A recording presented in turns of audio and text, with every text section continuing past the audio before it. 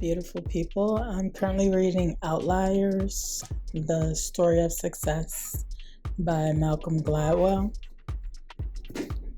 It's really good. Let me read the synopsis. In understanding successful people, we have come to focus far too much on their intelligence, ambition, and personality traits. Instead, Malcolm Gladwell argues in Outliers that we should look at the world that surrounds the successful, their culture, their family, their generation, and the idiosyncratic experiences of their upbringing.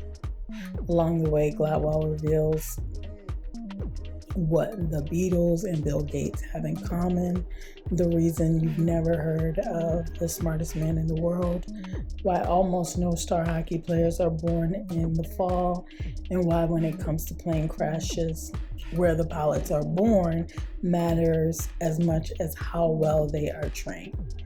So it focuses on the lives of outliers, people whose achievements fall outside normal experiences, follows a peculiar and unexpected logic, and in uncovering that logic, Gladwell presents a fascinating and provocative blueprint for making the most of human potential. It's a really good read. I was already kind of familiar with Malcolm Gladwell from, I can't remember the name of the documentary, but he's a writer for The New Yorker.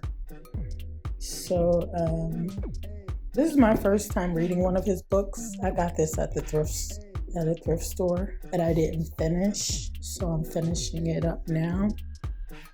And it's really good. It's really good for me, for where I am, especially for fall. I always like to try to have a good read. My book club is on break right now, so I'm just reading my own stuff. And this is what I'm reading right now. It's a really good read. I'm not done, but it just has some really good stories. And I love books like this where it's like different stories. It's not just focused on one thing.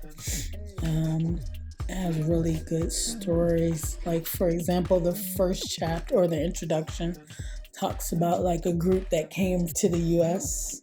to Pennsylvania, and how their sense of community, the importance of community and who's around you, how that can affect like your health and your mental status, and how it kept them all healthy and living longer. They were actually dying from old age opposed to like heart issues and things like that, just from being supportive of each other, the importance of community, camaraderie, and things like that. So I just love stories like that. And he just said that actually inspired him. Let me see, I kind of highlighted it, but it says in Outliers, I want to do for our understanding of success what Stuart Wolf did for our understanding of health. Because Stuart Wolf did like a really deep investigation into why the people of Rosetta, I hope I'm pronouncing that right, Rosetta in Pennsylvania, that came from Italy, how they were able to die from old age and live a long time opposed to dying from the health risks, heart attacks, and health issues that a lot of Americans were. And so he did a study to find out why were they living so long and what was it. He initially thought that it came from their eating habits. It actually was their sense of community and coming together and supporting. I think it said something like there was only 2,000 of them, but they had all these different social groups just to allow them to all be themselves and accept and love one another as they are, which I think is very important.